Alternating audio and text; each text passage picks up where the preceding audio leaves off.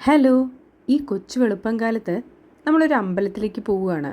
കേരളത്തിലെ പ്രസിദ്ധമായ തിരുമാന്താംകുന്ന് ഭഗവതി ക്ഷേത്രത്തിലേക്ക് പോകുന്ന വഴിയിലൊരു ബോർഡ് കണ്ടതാണ്. ഒരു ടെക്സ്റ്റൈൽസിൻ്റെ പരസ്യമാണ്. വധുവിനെ തേടുന്നു.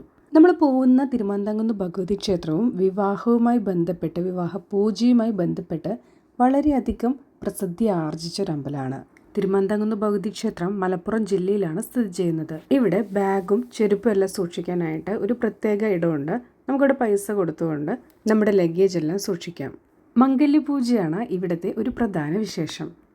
വിവാഹം കഴിക്കാൻ ആഗ്രഹിക്കുന്ന പുരുഷനോ സ്ത്രീക്കോ അവരുടെ കുടുംബാംഗങ്ങൾക്കോ ഇവിടെ പൂജയ്ക്കായി രജിസ്റ്റർ ചെയ്യാവുന്നതാണ്. 3 വർഷമാണ് മംഗല്യപൂജ ചെയ്യേണ്ടത്.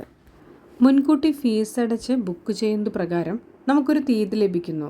ആ തീയതിക്ക് വേണം നമ്മൾ പൂജയ്ക്ക് വരാനായിട്ട്. മലബാർ ദേവസ്വം ബോർഡിൻ്റെ കീഴിലാണ് അങ്ങാടിപ്പുറം തിരുമാന്താംകുന്ന് ഭഗവതി ക്ഷേത്രം സ്ഥിതി ചെയ്യുന്നത്. നാഷണൽ ഹൈവേയുടെ അടുത്ത് തന്നെ ആയതുകൊണ്ട് നമുക്ക് കണ്ടെത്താനും ബുദ്ധിമുട്ടില്ല.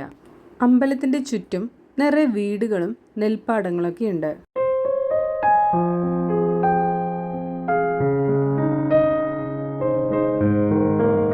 ഇവിടെ ശിവനാണ് പ്രതിഷ്ഠ.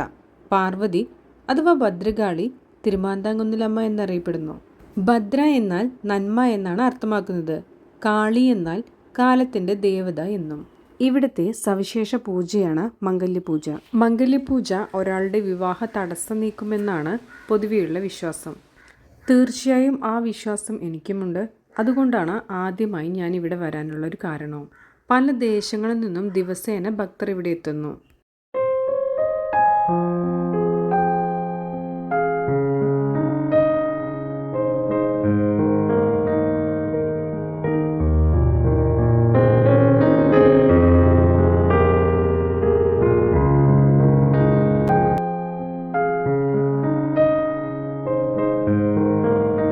തിരുമാന്താംകുന്ന് ക്ഷേത്രത്തെ ചുറ്റിപ്പറ്റിയ ഒരു ഐതിഹ്യമുണ്ട്. സൂര്യവംശ രാജാവായ മന്ദതൻ അദ്ദേഹത്തിന്റെ അവസാന കാലത്ത് ശിവന്റെ പാദങ്ങളിൽ പ്രാപിക്കാൻ തീരുമാനിക്കുകയും ആ തപസ്സിൽ സന്തുഷ്ടനായ ശിവൻ അദ്ദേഹത്തിന് ഒരു വരം നൽകുകയും ചെയ്തു.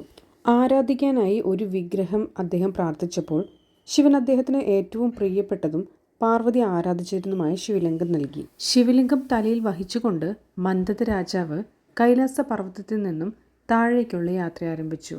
തിരുമാന്താംകുന്ന് എന്ന സ്ഥലത്തെത്തി വിശ്രമിക്കാനായി വിഗ്രഹം നിലത്തു വച്ചപ്പോൾ അത് ഭൂമിയിൽ ഉറച്ചുപോയി. കുളി കഴിഞ്ഞ് തിരിച്ചു വരുന്ന പാർവതി ശിവലിംഗം അന്വേഷിച്ചപ്പോൾ വിഗ്രഹം മന്ദതരാജാവിന് കൊടുത്തതായി ശിവൻ അറിയിച്ചു. വിഗ്രഹം തിരിച്ചെടുക്കാനായി പാർവതി സൈന്യത്തോടൊപ്പം തിരുമാന്താംകുന്നിലെത്തി. മന്ദതരാജാവിൻ്റെ ശിവലിംഗത്തിൻ്റെ തിളക്കം കാരണം അവർക്ക് മുകളിലേക്ക് കയറാൻ കഴിഞ്ഞില്ല. അതിനാൽ അവർ ആയുധങ്ങൾ കുന്നിൻ ചെരുവിൽ നിന്നും മുകളിലേക്ക് എറിയാൻ തുടങ്ങി. തിരിച്ചു പ്രതിരോധിക്കാൻ മാന്ദത്തിയുടെ കയ്യിൽ ആയുധങ്ങളൊന്നും ഉണ്ടായിരുന്നില്ല. അതിനാൽ അവർ അവിടെ കണ്ട വള്ളിച്ചെടികളിൽ നിന്നും ധാരാളം ലഭ്യമായിട്ടുണ്ടായിരുന്ന ആട്ടങ്ങിയ കായകളെടുത്ത് ശത്രുക്കൾക്ക് നേരെ എറിഞ്ഞു. എന്നാൽ അത് തൽക്ഷണം അമ്പുകളായി മാറി. 15 ദിവസം നീണ്ട പോരാട്ടത്തിൽ ഭദ്രകാളിക്കും സൈന്യത്തിനും അവരെ ചേർത്ത് നിൽക്കാനായില്ല. തുലാമാസം 1-ാം തീയതി പന്തീരടി പൂജയ്ക്ക് മുൻപ് പുലർച്ചെ ആട്ടങ്ങേറ് എന്ന ആചാരം ആചരിച്ചു വരുന്നു. ഇത് ആ ഐതിഹാസിക പോരാട്ടത്തെ സൂചിപ്പിക്കുന്നതാണ്.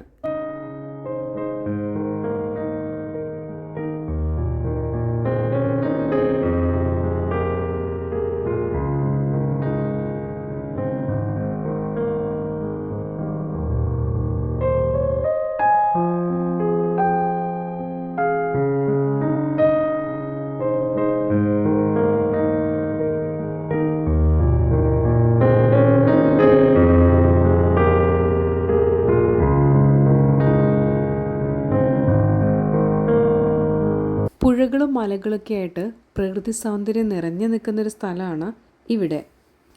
ഇത് അമ്പലത്തിൻ്റെ പുറകുവശമാണ്. ഞങ്ങൾ എത്തിയ സമയത്ത് അവിടെ ഒരു ആൽബം ഷൂട്ടിംഗ് നടന്നുകൊണ്ടിരിക്കുകയായിരുന്നു. ഇവിടെ ഇതുപോലെ കല്യാണത്തിൻ്റെയും മറ്റ് ഫോട്ടോഷൂട്ടുകളും നടക്കാറുണ്ട്. അതുപോലെ പ്രൈവസി ആഗ്രഹിക്കുന്നവർക്കും ഇതുപോലുള്ള സ്പോട്ടിൽ വന്ന് ഒരുപാട് നേരം സമയം ചെലവഴിക്കാനൊക്കെ ഒരു നല്ല അറ്റ്മോസ്ഫിയറാണ്. പ്രത്യേകിച്ചും രാവിലെ സമയത്തും വൈകുന്നേര സമയത്തൊക്കെ നല്ല രസമാണ് ഇവിടെ. സോനു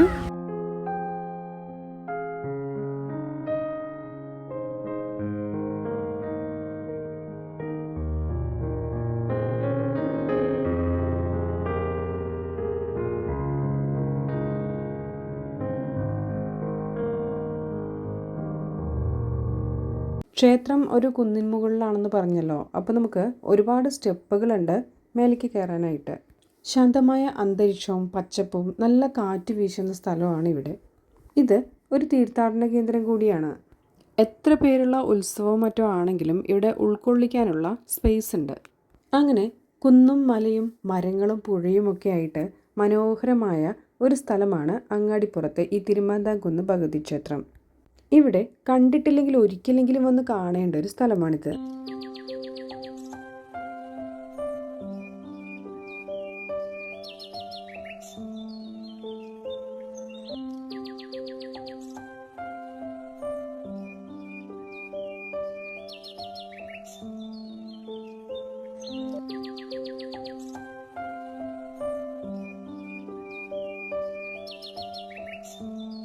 ഈ പ്രകൃതി ഭംഗിയെല്ലാം കണ്ട് എത്ര നേരം ഇരുന്നാലും നമുക്ക് മതിയാവില്ല.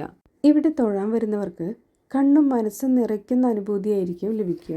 ഇവിടെ പ്രധാനം മംഗല്യപൂജയാണെന്ന് പറഞ്ഞല്ലോ. വിഘ്നമൊഴിഞ്ഞ് അനുയോജ്യമായ വിവാഹം നടക്കാൻ ശ്രീമൂലസ്ഥാനത്തെ ഉണ്ണിഗണപതിക്ക് നടത്തുന്ന വിശേഷാൽ പൂജയാണ് മംഗല്യപൂജ.